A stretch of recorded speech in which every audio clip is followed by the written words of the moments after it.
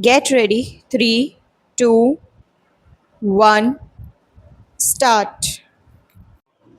I should like now to make a few observations on the budget.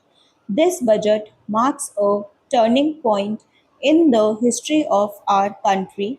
It is no use attempting, as some of my friends have done, either to deprecate the budget very strongly or to suggest that we are not witnessing a new revolution in our methods of fiscal training and technique. I want it to be quite clearly pointed out to my friends that we are now facing the lean years of our Indian finance. Hitherto, we had revenue surpluses which were a form of public saving and which were meant to be utilized for capital development. Hereafter, this form of revenue surplus would not be available.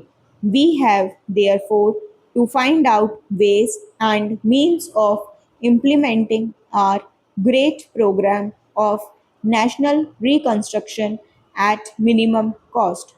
My point is that the deficit on revenue account would be of the order of about rupees 19 to 20 crores.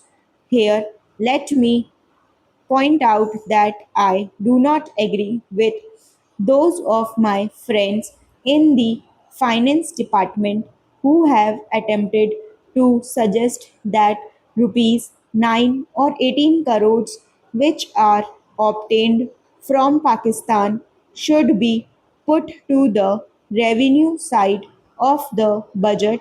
They are to be put on the capital side, but that does not seriously alter the trend of my argument. What I am suggesting is that we would have to be prepared for a deficit of a much higher order even on the revenue side.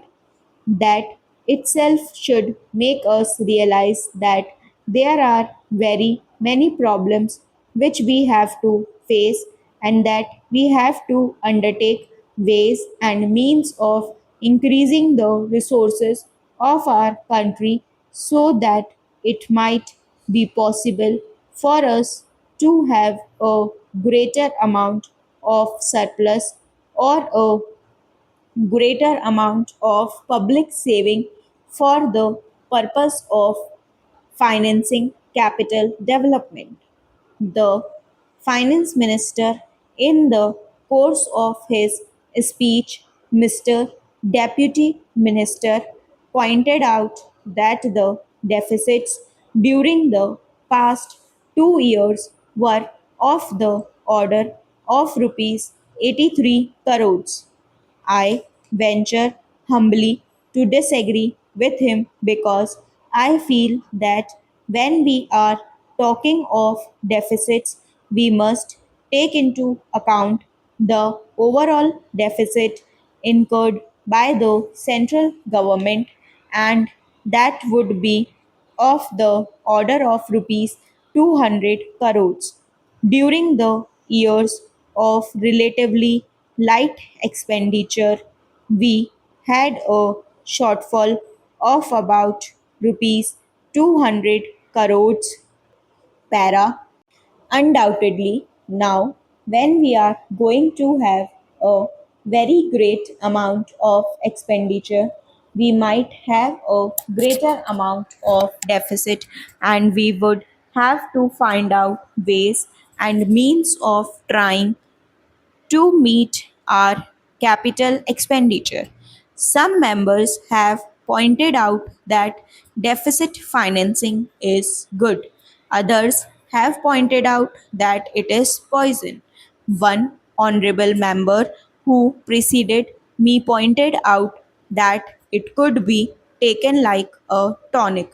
Now, I am not willing to enter into the merits of deficit financing or demerits of deficit financing in an academic spirit. The time has now come when we should face realities. I do suggest that we have to indulge in deficit financing because without indulging in deficit financing, it would not be possible for us to indulge in capital expenditure on such a large scale. But when we are talking of the scope of deficit financing, I would like to place before the House and the Finance Minister the two great limitations which face us. Para. The first limitation that faces us is that concerning the internal price level.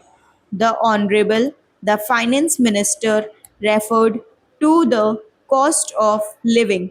He said that he was going to keep a watch over the cost of living so that it may not shoot up within a short period and make a mess of the plans of capital development. But there is another limitation which has also to be borne in mind, a limitation which has not received as much notice as it should have done in all the discussions that have taken place on deficit financing. That limitation is the external limitation or the limitation which arises on account of our balance of payments position. I think this is as important, Mr.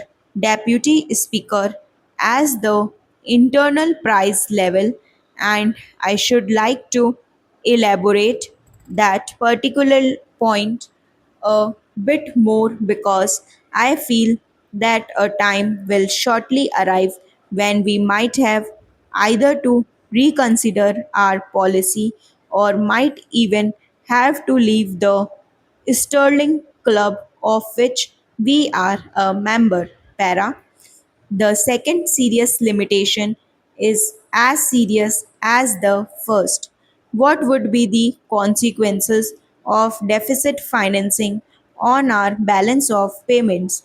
The finance minister in his budget speech points out that so far as the balance of payments position is concerned, they have now, whether it is by accident or design, a favorable balance, and they have contributed about rupees 63 crores to the dollar pool during the past 6 months.